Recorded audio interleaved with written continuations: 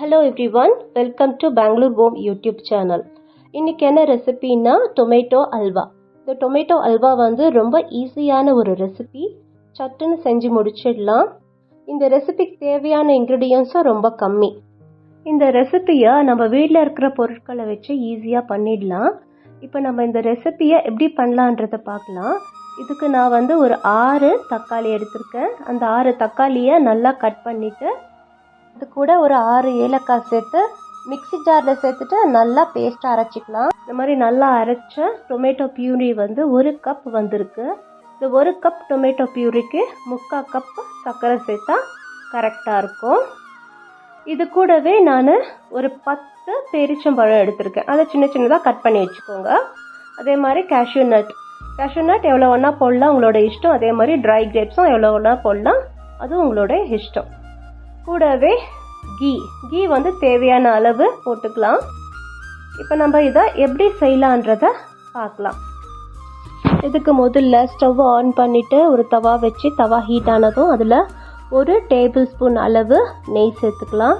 நெய் சேர்த்துட்டு நெய் ஹீட் ஆனதும் அதில் நம்ம எடுத்து வச்சுருந்த கேஷ்யூ நட் போட்டுக்கலாம். கேஷ்யூ நட் போட்டுட்டு இதை நல்லா ஃப்ரை பண்ணிக்கலாம்.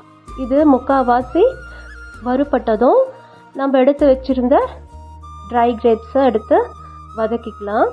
இந்த முந்திரி நல்லா கோல்டன் ப்ரௌன் ஆகணும். ட்ரை கிரேப்ஸ் நல்லா பலூன் மாதிரி உப்பி நல்லா வறுபடணும். அந்த அளவுக்கு இதை நல்லா வறுத்து எடுத்துக்கலாம். இப்போ பார்த்தீங்கன்னா கேஷ்யூ நட் முக்கால்வாசி வறுபட்டிருக்கு. இந்த சமயத்தில் நம்ம எடுத்து வச்சுருந்த ட்ரை கிரேப்ஸை சேர்த்துக்கலாம். இந்த ட்ரை கிரேப்ஸும் நல்லா வறுபட்டு உப்பி வரணும், பலூன் மாதிரி உப்பணும். அந்த அளவுக்கு வறுபட்டதும் நம்ம இதை ஒரு பவுலில் மாற்றி வச்சுக்கலாம்.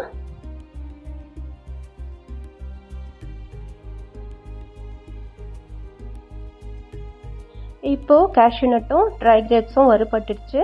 இப்போ நம்ம இதை ஒரு பவுலில் ஷிஃப்ட் பண்ணிக்கலாம். இப்போ நம்ம முந்திரி வறுத்த அதே கீல நம்ம அரைச்சி வச்சுருந்த டொமேட்டோ பியூரியை சேர்த்துக்கலாம்.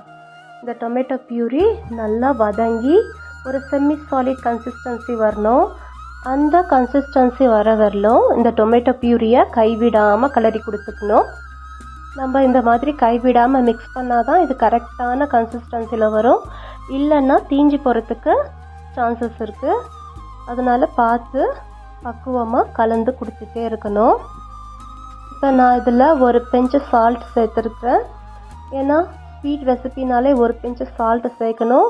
இந்த ஸ்வீட்டோட டேஸ்ட்டை என்ஹான்ஸ் பண்ணி கொடுக்கும் இந்த சால்ட். அதுக்காக தான் நம்ம இதில் ஒரு பிஞ்சு சால்ட்டு சேர்க்குறது. இப்போ நம்ம இந்த டொமேட்டோ பியூரியை செமி சாலிடாக மாறுற வெல்லும் நல்லா கைவிடாமல் கலந்து கொடுத்துட்டே இருக்கலாம்.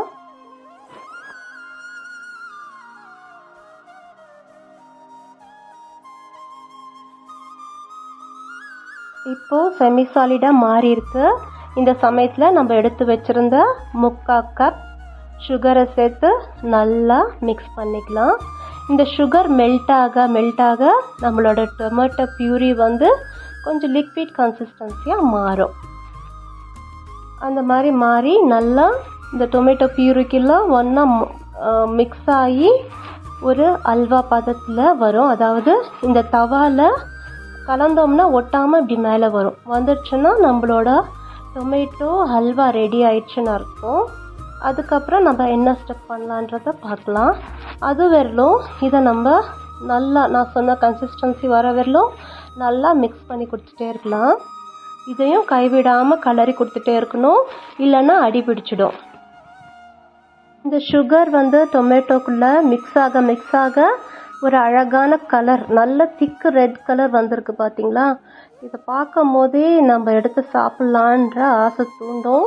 அந்த அளவுக்கு இந்த அல்வா சூப்பரான கலரில் ரெடி ஆகும். நம்ம இத்தனைக்கும் இதில் நம்ம எந்த ஃபுட் கலரும் சேர்க்கல. நம்ம இந்த சுகர் சேர்த்த உடனே பிங்க் கலர் டொமேட்டோ நல்ல டார்க் ரெட் கலராக மாறி இருக்கு. அதனால் நீங்கள் இதில் எந்த ஃபுட் கலரும் சேர்க்க வேணாம். எதுவுமே சேர்க்காம பண்ணாலே உங்களுக்கு ஒரு நல்ல அழகான கலர் கிடைக்கும்.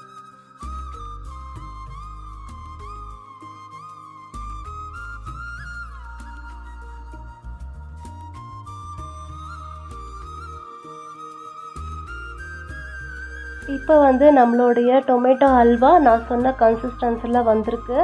இந்த சமயத்தில் நம்ம எடுத்து வச்சுருந்த பெரிச்சம்பழத்தை சேர்த்து நல்லா மிக்ஸ் பண்ணி கொடுத்துக்கலாம். இது மிக்ஸ் பண்ணதும் ஒரு திக் கன்சிஸ்டன்சிக்கு மாறும். அது வரைக்கும் இதை நம்ம நல்லா மிக்ஸ் பண்ணிக்கலாம்.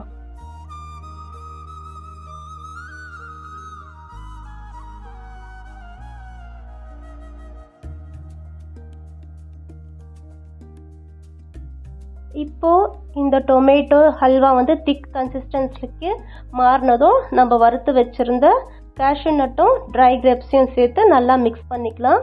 இது மிக்ஸ் பண்ண இந்த தவாவில் ஒட்டாமல் மேலே இப்படி சுருண்டு வந்துடுச்சுன்னா நம்மளுடைய ஹல்வா ரெடி ஆயிடுச்சுன்னு அர்த்தம். அந்த அளவுக்கு இந்த தவாவில் ஒட்டாமல் வரணும். அது வரலும் இதை நம்ம மிக்ஸ் பண்ணி கொடுத்துக்கிட்டே இருக்கணும். கைவிடாத மிக்ஸ் பண்ணிக்கலாம். இப்போ நம்ம அல்வா ரெடி ஆயிடுச்சு. ஃபைனலாக 1 டேபிள் ஸ்பூன் நெய் விட்டுக்கலாம். இப்போ பார்த்தீங்கன்னா உங்களுக்கே தெரியும், கடாயில் ஒட்டாமல் இப்படி நல்லா சுருண்டு வருது. இந்த அளவு வந்துச்சுன்னா நம்மளோட ஹல்வா ரெடி ஆயிடுச்சுன்னு அர்த்தம். இப்போ நம்ம இதில் ஒரு 5 ட்ராப்ஸ் லெமன் ஜூஸ் சேர்த்துக்கலாம். நம்ம எதுக்காக லெமன் ஜூஸ் சேர்க்குறோன்னா இந்த ஸ்வீட் ஆற ஆற டைட்டாக இறுகிடும். அந்த மாதிரி டைட்டாக இறுகக்கூடாதுன்றதுக்காக இந்த லெமன் ஜூஸ் சேர்த்தோம்னா இதே கன்சிஸ்டன்சி மெயின்டைன் ஆகும். அதுக்காக தான் இந்த ஜூஸை நம்ம சேர்க்குறது. அவ்வளோதான், நம்மளுடைய தக்காளி ஹல்வா ரெடி ஆயிடுச்சு. இப்போ நான் இது மேலே கார்னிஷிங்க்கு cashew nut, dry grapes and white sesame seeds சேர்த்து ப்ரெசென்ட் பண்ணியிருக்கேன். இந்த டொமேட்டோ ஹல்வா செய்யறதுக்கு ரொம்ப ஈஸி, பட் ரொம்ப டேஸ்டியான ஒரு ரெசிபி. அதனால் இந்த ரெசிபியை கண்டிப்பாக நீங்கள் ட்ரை பண்ணி பாருங்கள். ட்ரை பண்ணி பார்த்துட்டு உங்கள் ஃபீட்பேக்கை எனக்கு கமெண்ட்ஸில் சொல்லுங்கள்.